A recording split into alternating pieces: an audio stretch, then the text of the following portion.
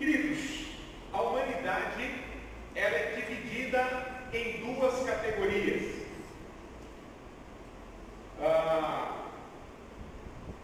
Primeiro, aqueles que fazem parte do povo de Deus de um lado, aqueles que são filhos de Deus de um lado, e do outro lado nós temos aqueles que não fazem parte do povo de Deus, aqueles que não são filhos de Deus. Então a raça humana ela é dividida nessas duas categorias: aqueles que são filhos de Deus e aqueles que não são filhos de Deus, aqueles que fazem parte do povo de Deus e aqueles que não fazem parte do povo de Deus. A Escritura Sagrada mostra isso.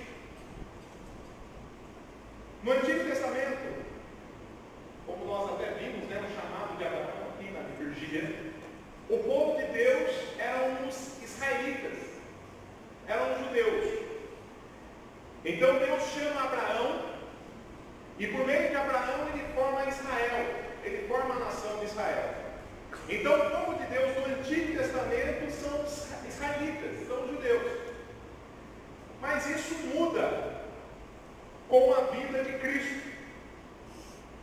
Hoje, o povo de Deus é formado daqueles que creem no Senhor Jesus Cristo como o único, exclusivo e suficiente Salvador de suas vidas.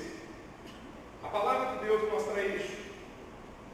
O Evangelho de João, capítulo 1, verso de 1 a 13, diz o seguinte, preste atenção: veio, referindo-se aqui a Jesus, para o que era seu, para os judeus, mas os seus não receberam.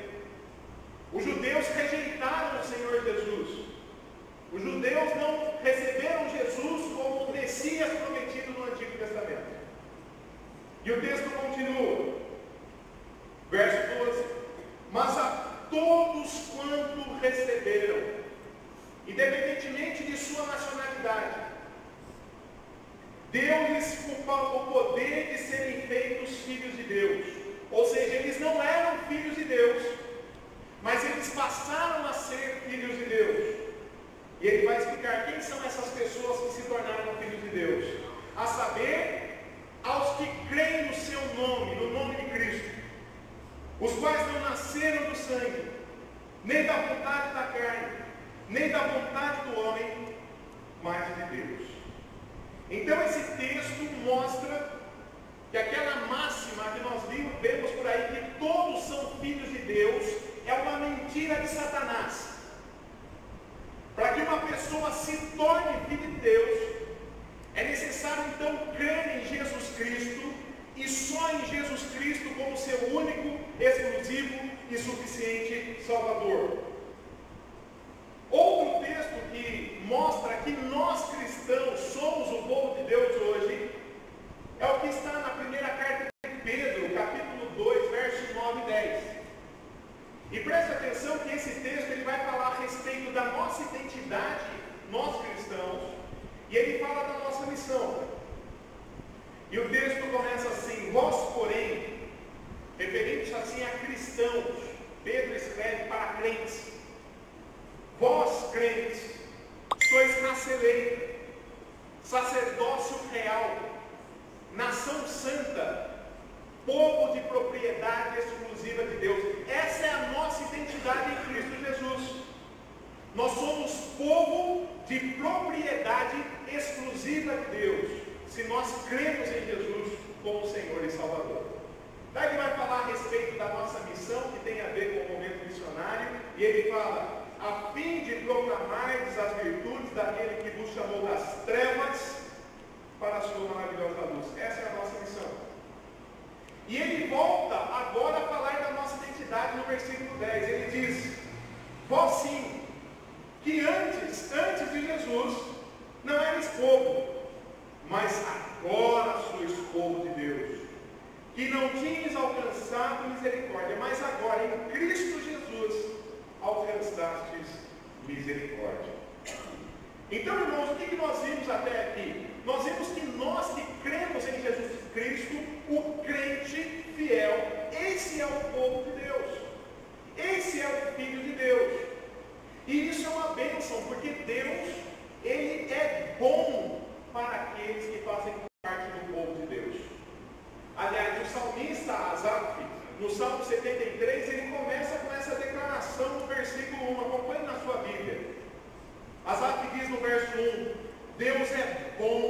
com Israel, para com os de coração limpo. Então, o salmista Asaf, ele começa falando aqui, declarando a respeito da bondade de Deus. Ele fala: Deus é bom para com o seu povo. E de fato Deus é bom para conosco. Entretanto, queridos, é possível que nós duvidemos da bondade de Deus. É possível que no momento de tribulação, de angústia, de luta, nós duvidamos da justiça de Deus. Aliás, deixa eu te fazer uma pergunta. Você que me ouve já se sentiu assim? Você que é crente de fato, eu não estou falando com os falsos crentes que aqui estão. Eu estou falando com você que crê em Jesus Cristo de fato. Você já apresentou uma fé oscilante? Você já duvidou da bondade de Deus em algum momento de luta, de dificuldade? Vou dar um exemplo: 100 dias na UTI. Por um acaso, esse exemplo. Você já duvidou da bondade de Deus? Seja sincero, você já achou que Deus foi injusto com você em alguma circunstância adversa que você enfrentou ou esteja enfrentando? Talvez em uma situação de desemprego, você tenha pensado: por que Deus permitiu que eu fosse mandado embora, eu que sou crente, eu que sou fiel, e o ímpio, aquele que não tem comprometimento com Deus, que aliás nem é um bom funcionário, continuasse empregado? Por que Deus permitiu isso? Quem sabe em um momento de enfermidade, você questionou a Deus: Deus, por que comigo? Por que com o meu filho?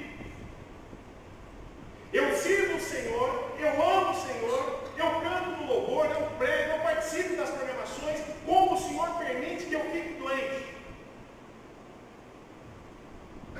Aliás, quase que a minha esposa não veio no culto hoje. Porque primeiro a minha mãe chorou com dores nas pernas, umas 2 da tarde. E às 4 a minha avó se afogou. E eu preparando esse sermão aqui. E nesses momentos, Deus é bom? Deus é bom com os crentes? Deus é justo? Será que você já questionou isso? Quem sabe você tenha se indignado, tenha duvidado da bondade de Deus, quando você, que é solteiro, é um crente fiel, uma crente fiel, olha lá fora e vê os ímpios, os filhos de Satanás, casando e formando família, enquanto você que é fiel, servo de Deus, continua solteiro.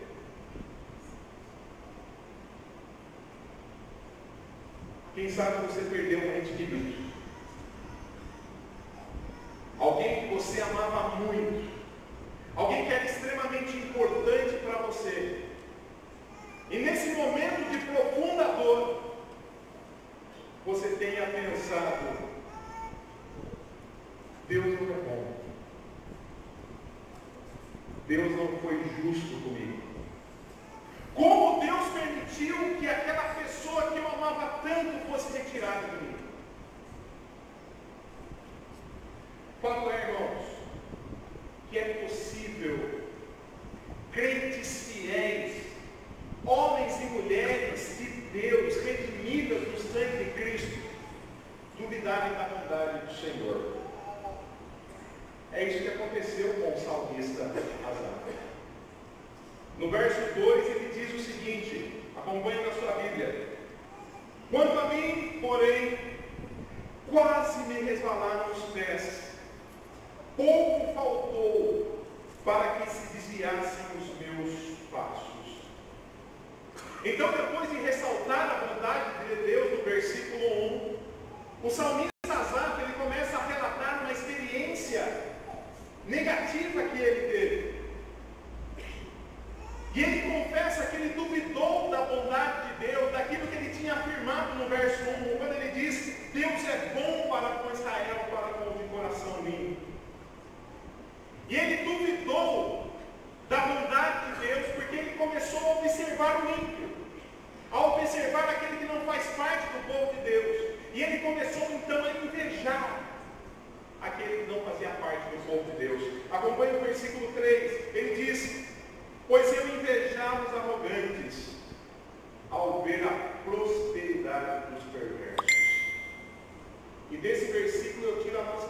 lição dessa noite.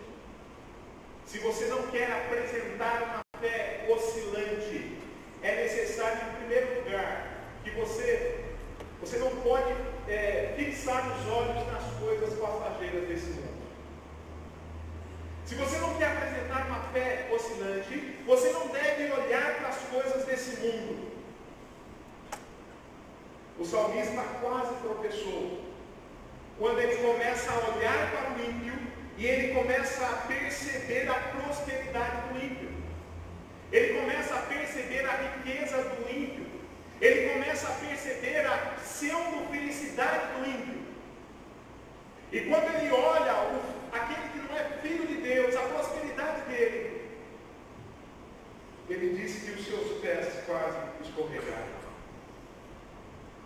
Ele sentiu inveja daqueles que não faziam parte do povo de Deus. E quantas vezes isso acontece conosco? Quantas vezes nós olhamos aqueles que não são crentes, às vezes da nossa família, às vezes do nosso vizinho, alguém que trabalha conosco, ele não tem nenhum comprometimento com Deus, ele não tem nenhuma relação com o Senhor, às vezes é um zombador, e parece que para ele tudo vai bem. Parece que essa pessoa não enfrenta as aflições que nós crentes enfrentamos. E é isso o que Asaf notou. E ele fala que ele quase escorregou.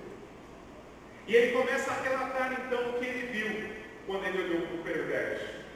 O verso 4 e 5 diz: para eles não há preocupações. Veja que interessante. Para o ímpio não há preocupações. O seu corpo é sadio e leve. Não partilham das canseiras dos mortais, nem são afligidos como os outros homens. Aos olhos do salmista, parece que aqueles que não fazem parte do povo de Deus, que não são filhos de Deus, eles não ficam doentes. Eles parecem sempre gozar de uma boa saúde, desfrutar de boas coisas. Eles não enfrentam as aflições que nós enfrentamos, as lutas que nós enfrentamos, os obstáculos que nós enfrentamos. Essa é a percepção de Asaf. E ele começa a questionar: se Deus é bom de fato, por que o ímpio não fica doente? Por que o ímpio não passa pelas lutas que eu passo? Por que Deus preserva o ímpio e o seu filho e o seu povo não? Esse é o questionamento de Asaf, e talvez esse seja o seu questionamento nessa noite. E ele continua o seu relato no versículo 6 e 7. Daí a soberba que os cinge como um colar, e a violência que os envolve como um manto. Os olhos saltam-lhes de gordura, do coração brotam-lhes fantasias. Então, na cabeça de Asaf, por não experimentar as aflições que os outros homens enfrentam, esses homens se tornam soberbos, arrogantes. O verso 6 diz que a soberba, a arrogância, é como um colar em seus pescoços. Olha só a tradução da NVI a respeito do versículo 6 e 7. Por isso, o orgulho lhe serve de colar, e se vestem de violência. Do seu íntimo brota a maldade, da sua mente transbordam maquinações. Os perversos, eles são arrogantes, porque eles acham que eles nunca vão prestar contas dos seus atos. É como se eles fossem donos do mundo, como se eles fizessem qualquer coisa que agrade o coração pecaminoso deles, e como se eles não fossem prestar contas disso. Tanto é que o versículo 8 diz: motejam e falam maliciosamente, da opressão falam com altivez, contra os céus desabam a boca, e a sua língua percorre a terra. Esses são os ímpios. A tradução da NVI diz: eles zombam e falam com más intenções, em sua arrogância ameaçam com opressão. com a boca rogam-se os céus, e com a língua se apossam da terra. Eles falam como se Deus não existisse. Eles fazem o mal, planejam o mal, maquinam o mal contra as pessoas, pensam o mal, planejam, porque para eles nunca vão prestar contas a Deus, eles não têm nenhum comprometimento com Deus. O verso 10 diz: por isso o seu povo se volta para eles, e os tem por fonte de que bebe a largos sorvos. A tradução hebraica diz: por isso o seu povo se volta para eles e bebe em suas palavras até saciar-se. Sabe o que acontece com o ímpio? As pessoas olham para essa aparente prosperidade do ímpio e o admiram. Eles são pessoas admiráveis. As pessoas batem palma, querem segui-los. Eles são populares. Os adolescentes, pensem aí na escola. Quem são os populares na escola? São aqueles que têm comprometimento com Deus? Ou são aqueles que são zombadores, que não temem a Deus? Esses são os ímpios, amados, invejados, inclusive por pessoas que são crentes. O verso 11 e 12 diz: como é sabe Deus, a causa do conhecimento do Altíssimo, eis que são estes os ímpios, e sempre tranquilos aumentam as suas riquezas. Deus não tem conhecimento de nada. Nós não vamos prestar contas a Deus, porque Deus não existe, Ele não tem conhecimento de nada. Enquanto o tempo passa, eles vão aumentando as suas riquezas. Essa é a percepção de Azar. Olha a conclusão que ele chega no versículo 13, a triste conclusão que muitas vezes é a minha e a sua. Ele diz: com efeito, inutilmente conservei puro o coração e lavei as mãos na inocência. O que me adiantou ser crente? O que eu ganhei em ser povo de Deus?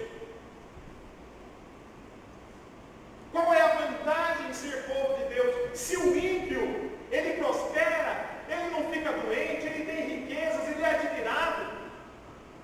E eu, como povo de Deus, estou sofrendo.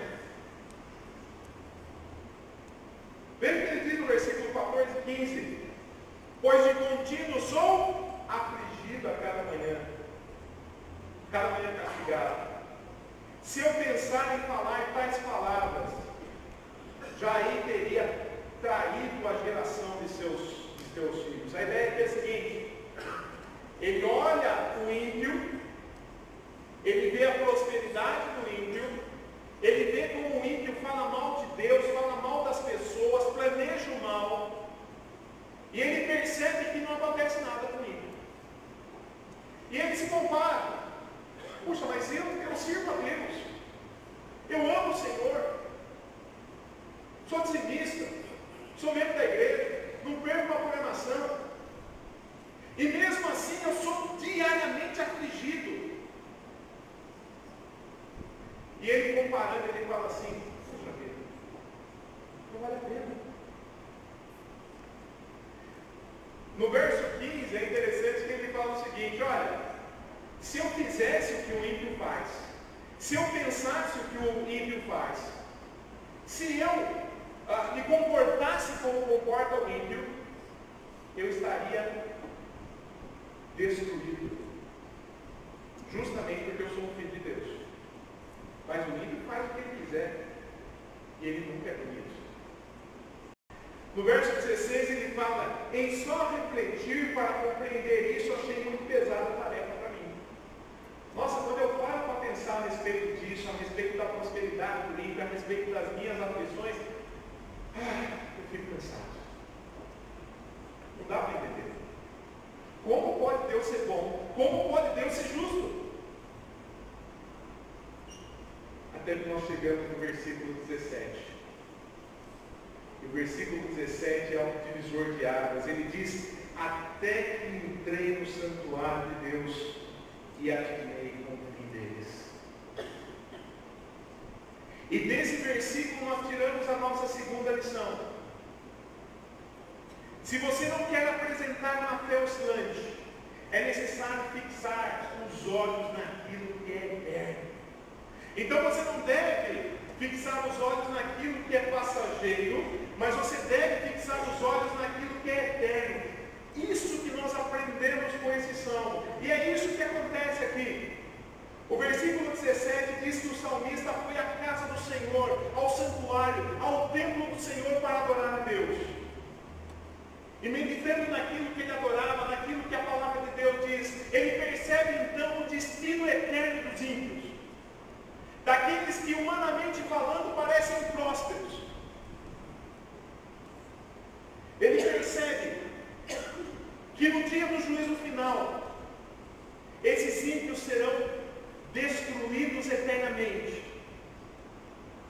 Ele percebe aquilo que está lá em Hebreus capítulo 4, versículo 13, quando diz nada. E preste atenção no que diz esse texto: nada em toda a criação está oculto aos olhos de Deus. Tudo está descoberto e exposto diante dos olhos daquele a quem havemos de prestar contas. Todos nós estaremos diante do tribunal do Senhor, do Deus que conhece a nossa mente, o nosso coração e as intenções do nosso coração. Todos, inclusive nós, os filhos de Deus e os ímpios. E ele percebe isso então, e ele chega à seguinte conclusão, versos 18 a 20: tu certamente os pões, referindo-se aqui aos ímpios, em lugares escorregadios, e os fazes cair na destruição, como ficam de súbito assolados, totalmente aniquilados de terror, como ao sonho quando se acorda, assim o Senhor os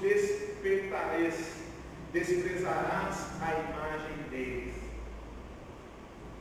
O que o texto está dizendo, irmãos, é que essas pessoas que aparentemente são prósperas, mas não fazem parte do povo de Deus, no dia do juízo final eles serão julgados, condenados e lançados no fogo do inferno. E é por isso que essas pessoas não podem ser felizes plenamente, porque tudo aquilo que eles desfrutam aqui será cobrado no dia do juízo final. O inferno é uma realidade. O inferno é uma realidade e o Senhor Jesus Cristo é o que mais fala a respeito do inferno. Aliás, em Mateus 10, versículo 28, o Senhor Jesus diz: não temais os que matam o corpo e não podem matar a alma. O Senhor Jesus Cristo está falando para mim e para você: não tem um ladrão que o máximo que ele pode fazer é matar você. Sabe o que nós temos que temer? É o que ele continua: temei antes aquele que pode fazer perecer no inferno tanto a alma como o corpo. Nós não devemos temer homens, nós devemos temer a Deus, porque Ele de fato tem poder para nos salvar e para nos lançar no fogo eterno, no inferno. Paulo diz na segunda carta aos Tessalonicenses, capítulo 2, versos 7 a 9: quando do céu se manifestar o Senhor Jesus com os anjos do seu poder, em chama de fogo, tomando vingança contra os que não conhecem a Deus e contra os que não obedecem ao Evangelho do nosso Senhor Jesus. Verso 9: estes, referindo-se aos ímpios, sofrerão penalidade de eterna destruição, banidos da face do Senhor e da glória do seu poder. Os ímpios, por mais que eles vivam uma vida boa aqui, uma vida longe de Deus, e que aparentemente eles não recebam a justiça aqui, eles serão condenados eternamente ao fogo do inferno.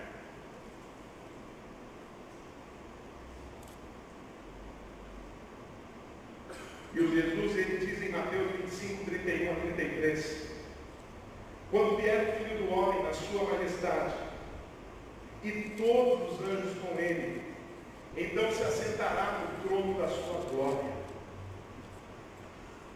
Verso 32, e todas as nações serão reunidas em sua presença, e ele separará uns dos outros, como o pastor separa dos cabritos as ovelhas, e porá as ovelhas à sua direita, mas os cabritos à sua esquerda, os ímpios à sua esquerda. E veja que os ímpios escutarão, Mateus 25, 41. Então o rei dirá também aos que estiverem à sua esquerda, aos ímpios: apartai-vos de mim, malditos, para o fogo eterno preparado para o diabo e os seus anjos. Apartai-vos de mim, malditos. Essa é a palavra que os ímpios, que aqueles que não conhecem a Jesus, aqueles que não recebem a Jesus como o único e exclusivo Salvador, ouvirão no dia do juízo final. Saiam daqui, malditos! Serão lançados no fogo do inferno. E por isso nós falamos de uma aparente prosperidade, de uma pseudo-felicidade dos ímpios. Porque o próprio Senhor Jesus diz em Mateus, esse era o texto anterior, em Marcos capítulo 8, 36, o Senhor Jesus diz: que aproveita ao homem ganhar o mundo inteiro e perder a sua alma. O que adianta? Ser reconhecido, ter fama, ser admirado, ser o centro dos holofotes aqui nesse mundo e passar a eternidade no inferno. E aqui, voltando ao texto, no versículo 21 e 22, o salmista cai em si e diz: quando o coração se me amargou e as entranhas se me comoveram, eu estava embrutecido e ignorante, era como irracional a sua presença. Quando eu olhei a prosperidade do ímpio, quando eu percebi a prosperidade dele, quando eu invejei o ímpio, quando eu tive inveja dele, eu era como um animal irracional. E agora veja a perspectiva, perceba o contraste. No versículo 23, 24 ele diz: todavia, enquanto eles serão condenados, todavia estou sempre contigo. Tu me seguras pela minha mão direita. Tu me guias com o teu conselho e depois me recebes na glória. Aquele que duvidava da vontade de Deus, da justiça de Deus, agora ele está consolado e descansado do Senhor, porque ele percebeu o final do ímpio e ele percebeu o seu final.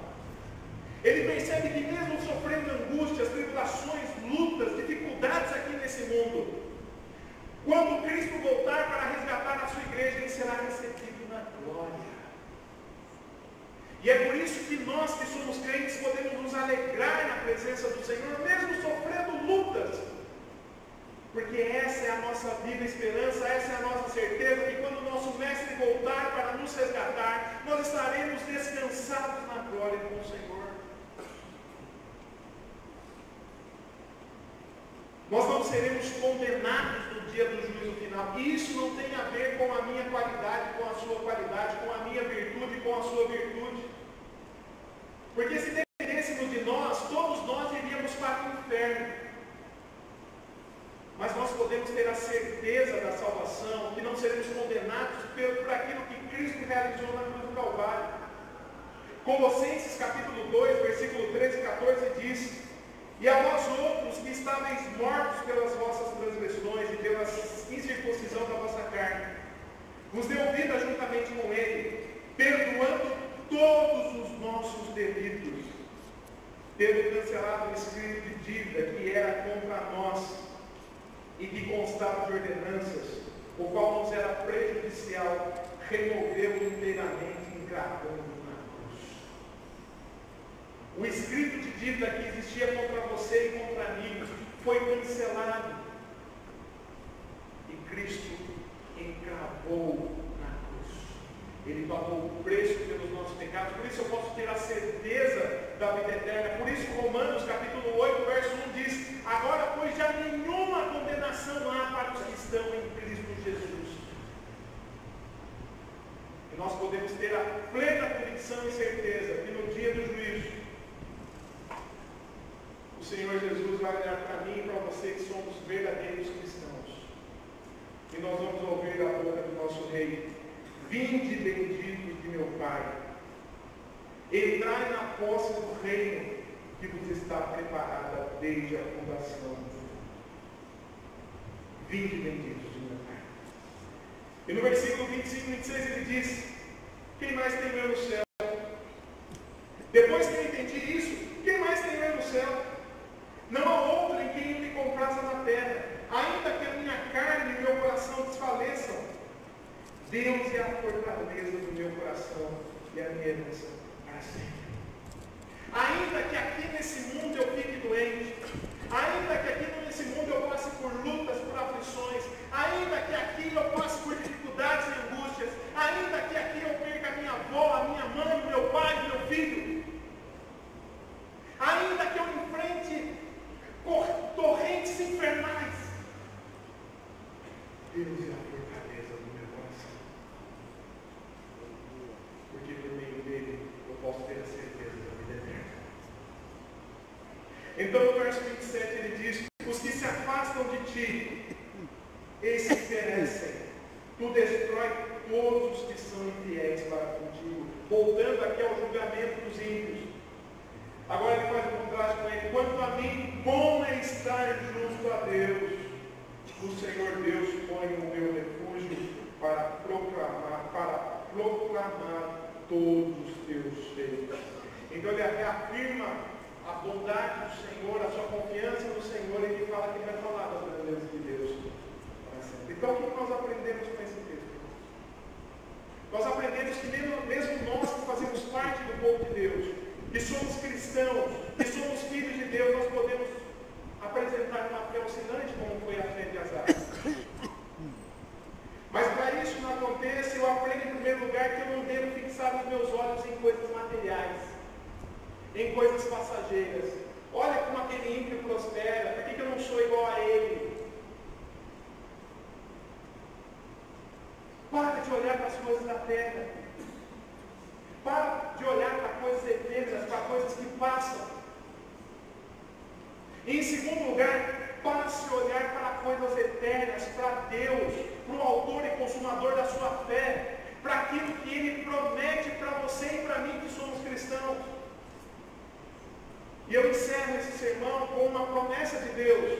Em Apocalipse, capítulo 21, verso 3 e 4, a palavra de Deus nos diz: então ouvi grande voz vinda do trono, dizendo: eis o tabernáculo de Deus com os homens. Deus habitará com eles. Eles serão povo de Deus e Deus mesmo estará com eles. Olha a promessa: e lhes enxugará dos olhos toda a lágrima. Pelo que você tem chorado, né? Pelo que você tem chorado? É pelo filho? É pelo pai? É pela mãe? É pela saúde? É pelo trabalho? Eu não sei pelo que você tem chorado, mas isso é passageiro, porque o próprio Deus enxugará dos nossos lábios as lágrimas, dos nossos olhos as lágrimas. Verso 4 diz: enxugará dos olhos toda a lágrima, e a morte já não existirá. Se ela não existirá lá na frente, é porque aqui tem morte. Aqui nós lidamos com luto. Mas haverá um dia em que nós não vamos mais lidar com a morte, porque o Senhor nos levará para um lugar onde não há mais luto, nem pranto, nem dor. Lá não haverá essas coisas, mas aqui tem. Mas mesmo experimentando isso aqui, eu posso falar que Deus é bom, porque Ele cumpre as suas promessas. E mais cedo ou mais tarde nós estaremos com Ele. Amém? Vamos ficar de pé. Convido o Deus a fazer essa exclamação em verdade essa função.